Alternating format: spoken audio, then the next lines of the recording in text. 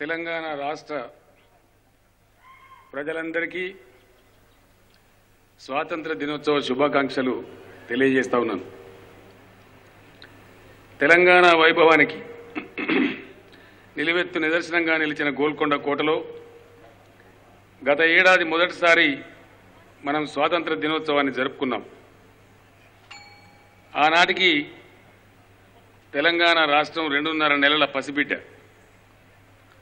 విభజన అనంతర పరిస్థితులను ఆకలింపు చేసుకుంటూ చిక్కుముడులు విప్పుకుంటూ బంగారు తెలంగాణ నిర్మాణానికి వ్యూహాలు రూపొందించుకుంటున్న సమయం అది. ఈ పరిస్థితుల్లో ఏడాది కాలంగా ప్రభుత్వం సంక్షేమం, వ్యవసాయం, విద్యుత్తు, పరిశ్రమలు, నీటిపారుదల రంగాల్లో ప్రణాళికలు రూపొందించుకుని విజయవంతంగా అమలు చేసుకుంటున్నాం. సంక్షేమం కోసం బడ్జెట్లో 28,000 కోట్ల రూపాయల కేటాయింపులు చేసి ఈరోజు భారతదేశంలోనే సంక్షేమ రంగంలో నంబర్ 1 రాష్ట్రంగా తెలంగాణ రాష్ట్రం ఉందని నేను సంతోషంగా సగర్వంగా తెలియజేస్తా ఉన్నాను. ఎస్సీ, ఎస్టీ, బీసీ, మైనార్టీల సంక్షేమానికి నిధులు, విద్యార్థులకు సన్నబియ్యం, బీడీ కార్మికులకు భృతి, కళ్యాణ లక్ష్మి, షాదీ ముబారక్, ఫీజు రియంబర్స్మెంటు, దళితులకు భూమి పంపిణీ వగైరా కార్యక్రమాలన్నీ సంక్షేమంలో భాగంగా ఉన్నాయి. రైతాంగానికి ఎన్నికల సందర్భంలో ఇచ్చిన హామీని నిలబెట్టుకుంటూ తలకు మించిన భారమే అయినప్పటికీ 17,000 కోట్ల రూపాయల రుణాన్ని ప్రభుత్వం మాఫీ చేయడం జరిగింది. అందులో 2 విడతలుగా ఇప్పటికే 8,500 కోట్ల రూపాయలను రైతాంగానికి చెల్లించడం కూడా జరిగిందని ఈ సందర్భంగా సంతోషంగా నేను తెలియజేస్తా ఉన్నాను. గతంలో పెండింగ్లో ఉన్నటువంటి సంవత్సరాల తరబడి పెండింగ్లో ఉన్నటువంటి 480 కోట్లను ఇన్పుట్ సబ్సిడీ రూపంలో రైతాంగానికి అందించడం జరిగింది. సరి అయినటువంటి గోడౌన్లు లేక అనేక ఇబ్బందులు పడుతున్న రైతాంగాన్ని దృష్టిలో పెట్టుకొని తెలంగాణ అన్ని జిల్లాలలో 380 గోదాముల నిర్మాణానికి కూడా ప్రభుత్వం శ్రీకారం చుట్టింది. ఆ గోదాములన్నీ శరవేగంగా నిర్మాణం జరుగుతూ ఉన్నాయి. హైదరాబాదు పరిసరాలలో 100 కిలోమీటర్ల పరిధిలో గ్రీన్ హౌస్ కల్టివేషన్, అధునాతన వ్యవసాయ పద్ధతులను ప్రోత్సహించాలనే ఉద్దేశంతో గ్రీన్ హౌస్ కల్టివేషన్ కోసం ప్రభుత్వం 250 కోట్లు కేటాయించి జయప్రదంగా అమలు చేస్తున్నదని ఈ సందర్భంగా మీ అందరికీ నేను మనవి చేస్తా ఉన్నాను. ధరల స్థిరీకరణ కోసం మార్కెట్ ఇన్వెన్షన్ కింద 400 కోట్ల రూపాయలను కేటాయించడం జరిగిందని తెలియజేస్తా ఉన్నాను. ఫార్మ్ మెకనైజేషన్ కోసం 400 కోట్లు, మైక్రో ఇరిగేషన్ కోసం 402 కోట్లు, ఇవన్నీ కూడా రైతాంగానికి అందించడం జరుగుతుందని ఈ స్వాతంత్ర దినోత్సవ వేళ నేను అందరికీ కూడా తెలియజేస్తా ఉన్నాను. విద్యుత్ రంగంలో గత ఆంధ్రప్రదేశ్లో 30 సంవత్సరాలు అనేక కష్టాలు మనం అనుభవించాం. రైతాంగం, విద్యార్థులు, ఇతర ప్రజలు, పరిశ్రమలు విద్యుత్ కోతలతో చాలా బాధలు ఎదుర్కొన్న విషయం మనందరికీ విదితం. తెలంగాణ రాష్ట్రం అవతరించే సందర్భంలో అనేక మంది చిమ్మ చీకట్లే ఉంటాయి, అంధకారం అలుముకుంటుంది, తెలంగాణ రాష్ట్రం వస్తే కరెంటు సరఫరా జరగదని చెప్పి కొన్ని ప్రచారాలు కూడా చేశారు.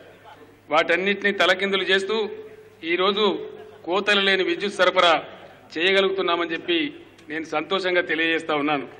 అదే కాకుండా వ్యవసాయానికి వచ్చే మార్చి నుంచి 9 గంటల కరెంటు ఉదయం పూటే సరఫరా చేయడం జరుగుతుందని కూడా ఈ శుభ సందర్భంగా నేను ప్రజలందరికీ తెలియజేస్తా ఉన్నాను. వ్యవసాయ విద్యుత్ రంగంలో స్వయం సమృద్ధిని సాధించడానికి, మిగులు రాష్ట్రంగా తెలంగాణ రాష్ట్రాన్ని తీర్చిదిద్దడానికి ఇప్పటికే 91,500 కోట్ల పెట్టుబడులు సమకూర్చుకోవడం జరిగింది.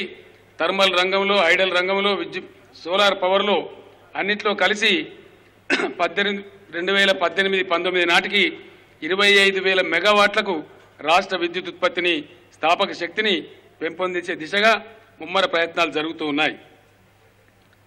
తెలంగాణకు అత్యుత్తమమైన నీటి వనరులు మన కాకతీయ రాజులు నిర్మించిన గొలుసుకట్టు చెరువులు. సమైక్య రాష్ట్రంలో అవన్నీ ధ్వంసమైన విషయం మనందరికీ తెలుసు. అందరం కూడా బాధపడ్డాం. మిషన్ కాకతీయ పేరిట తెలంగాణలో ఉన్నటువంటి 46,000 చెరువులను ఏటా 9,000 చెరువుల చొప్పున మరమ్మతు చేయాలని చెప్పి సంకల్పించి ఆ కార్యక్రమాన్ని శ్రీకారం చుట్టడం జరిగింది. రైతాంగం, ప్రజలు 50 మంది ఒక ఉద్యమ స్ఫూర్తితో ఈ కార్యక్రమంలో పాల్గొని విజయవంతం చేశారని చెప్పడానికి నేను సంతోషిస్తా ఉన్నాను.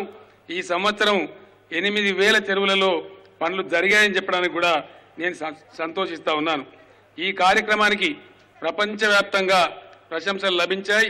Water man of India Rajender Singh గారు వరంగల్ జిల్లా నెక్కొండ చెరువు కట్ట మీద పుట్టినరోజు జరుపుకొని ఈ పథకాన్ని ప్రశంసించారని నేను మీకు తెలియజేస్తా ఉన్నాను. మిచిగాన్ యూనివర్సిటీలో అధ్యయన అంశంగా మిషన్ కాకతీయను పొందుపరిచారని కూడా నేను తెలియజేస్తా ఉన్నాను. మన రాష్ట్ర హైకోర్టు కూడా ఈ కార్యక్రమాన్ని గొప్పగా ప్రశంసించిందని ఈ సందర్భంగా నేను మనవి చేస్తా ఉన్నాను. రాబోయే 4 సంవత్సరాలు కూడా మిషన్ కాకతీయ కార్యక్రమం కొనసాగుతుంది కాబట్టి రైతులు, ప్రజలు వచ్చే ఏడాది మరింత ఉత్సాహంగా ఈ కార్యక్రమాన్ని ఉపయోగించుకోవాలని చెప్పి ఈ సందర్భంగా నేను మనవి చేస్తా ఉన్నాను. పారిశ్రామిక విధానంలో భాగంగా ప్రపంచంలోనే అత్యుత్తమ సింగిల్ విండో విధానాన్ని తెలంగాణ రాష్ట్రం ప్రవేశపెట్టడం జరిగింది. ఎక్కడా దేశంలో కానీ ప్రపంచంలో కానీ లేని విధంగా శాసనసభలో చట్టం రూపొందించి ఈరోజు క్లియరెన్స్కు, ఇన్వెస్టర్కు రైట్గా ఇవ్వడం జరిగిందని ఈ సందర్భంగా నేను తెలియజేస్తా ఉన్నాను. పశ్చిమ బెంగాల్ హైకోర్టు కూడా మన పారిశ్రామిక విధానాన్ని అధికారికంగా ప్రశంసించిందని ఈ సందర్భంగా నేను మనవి చేస్తా ఉన్నాను. టీఎస్ ఐపాస్ చట్టం కింద 2 వారాల్లో అనుమతులన్నీ కూడా ఇస్తామని ఇచ్చిన మాట మేరకు ఇప్పటికే 2 విడతలుగా 36 పరిశ్రమలకు అనుమతులు ఇవ్వడం జరిగిందని కూడా ఈ సందర్భంగా నేను తెలియజేస్తా ఉన్నాను. రాష్ట్రంలో పరిశ్రమలను పెంపొందించడానికి 150,000 ఎకరాల భూమిని సమకూర్చుకోవడం కూడా జరిగిందని, పరిశ్రమల శాఖ కేటాయించడం జరిగిందని ఈ సందర్భంగా నేను మనవి చేస్తా ఉన్నాను. పారిశ్రామిక అభివృద్ధి ద్వారా రాష్ట్రం యొక్క ఆర్థిక పరిస్థితి మెరుగుపడమే కాకుండా యువతకు ఉద్యోగ ఉపాధి అవకాశాలు కూడా మెరుగవుతాయని ఈ సందర్భంగా నేను మీ అందరికీ తెలియజేస్తా ఉన్నాను. ఆర్ఎండ్బి పంచాయతీరాజ్ రోడ్లను గురించి 20,000 కోట్ల రూపాయలు కేటాయించడం జరిగింది. పలు కార్యక్రమాలు అమల్లో ఉన్నాయి. హైదరాబాద్ నుంచి జిల్లాలకు 4 లేన్ల రోడ్లు కానీ, జిల్లా కేంద్రం నుంచి మండల కేంద్రానికి డబుల్ లేన్ రోడ్ల పనులు కూడా ముమ్మరంగా జరుగుతున్నాయని ఈ సందర్భంగా మీ అందరికీ నేను తెలియజేస్తా ఉన్నాను. ప్రభుత్వం అత్యంత ప్రతిష్టాత్మకంగా చేపట్టినటువంటి మరో పథకం తెలంగాణ వాటర్ గ్రిడ్. ప్రతి ఇంటికి పరిశుభ్రమైనటువంటి మంచినీరును అందించాలనే సత్సంకల్పంతో ఈ కార్యక్రమాన్ని తీసుకోవడం జరిగింది. ఈ కార్యక్రమం అమలు ఇంకా ప్రారంభం కాకముందే ఇంతటి బృహత్తర కార్యక్రమాన్ని దేశంలో మరే రాష్ట్రం కూడా ప్రారంభించలేదని హడ్కో వారు ప్రశంసించడమే కాదు, హడ్కో మన ప్రభుత్వానికి అవార్డు కూడా అందజేసిందని సందర్భంగా నేను తెలియజేస్తా ఉన్నాను. త్వరలోనే ఈ పనులన్నీ కూడా ప్రారంభం కాబోతూ ఉన్నాయి. ప్రజల యొక్క కళ నిజం కాబోతుందని ఈ సందర్భంగా ప్రజలందరికీ నేను తెలియజేస్తా ఉన్నాను. నీటిపారుదల రంగంలో మనందరికీ తెలిసిన విధంగా సమైక్య రాష్ట్రంలో తెలంగాణ భయంకరంగా దగా పడ్డది, మోసగించబడ్డది. రావాల్సినటువంటి వాటా రాలేదు. కాగితాల మీద గోదావరి నదిలో 912 టీఎంసీల కేటాయింపులు ఉన్నాయి. కృష్ణా నదిలో 368 టీఎంసీల కేటాయింపులు ఉన్నాయి. కానీ సమైక్య పాలనలో మరి మనకు రావాల్సిన వాటా రాలేదు. కేవలం కాగితాలకు, ఫైళ్లకు మాత్రమే ప్రాజెక్టులు పరిమితమయ్యాయని ఈ సందర్భంగా నేను మనవి చేస్తా ఉన్నాను. గతంలో ప్రతిపాదించబడ్డ ప్రాజెక్టులు కూడా అరకొరగా అంతర్రాష్ట్ర వివాదాలతో ముందుకు సాగినటువంటి పద్ధతుల్లో ప్రతిపాదించబడ్డాయి. వీటన్నిటినీ కూడా సమగ్రంగా అధ్యయనం చేసి అవసరమైన మేరకు రీఇంజనీరింగ్ చేసి బృహత్ నీటిపారుదల ప్రణాళికను త్వరలోనే ప్రజల ముందుకు ప్రభుత్వం తీసుకొని వస్తుందని ఈ సందర్భంగా నేను మీ అందరికీ కూడా తెలియజేస్తా ఉన్నాను.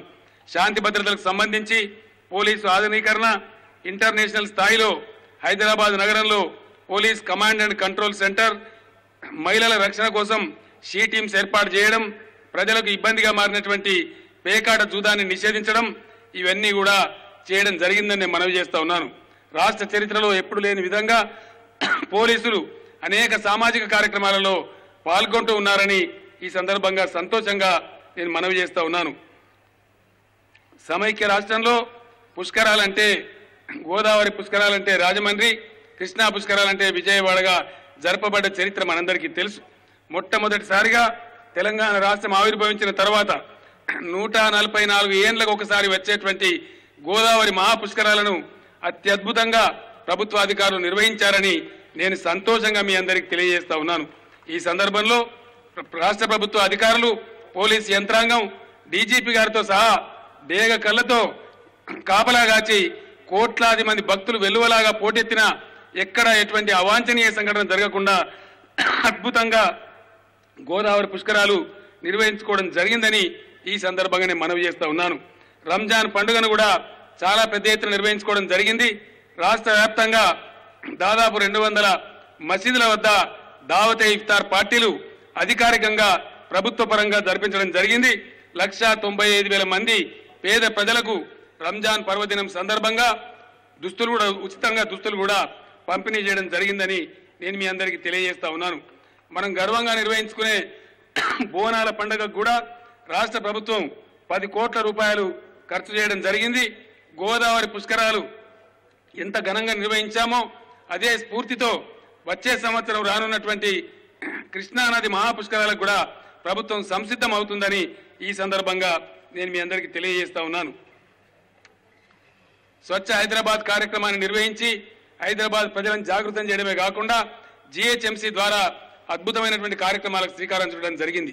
హైదరాబాద్ను విశ్వనగరంగా తీర్చిదిద్దడానికి దాదాపు 21,000 కోట్ల రూపాయలతో అనేక పథకాలకు రూపకల్పన జరగడం జరిగింది. త్వరలోనే కార్యక్రమాలన్నీ ప్రజల ముందుకు రాబోతూ ఉన్నాయని ఈ సందర్భంగా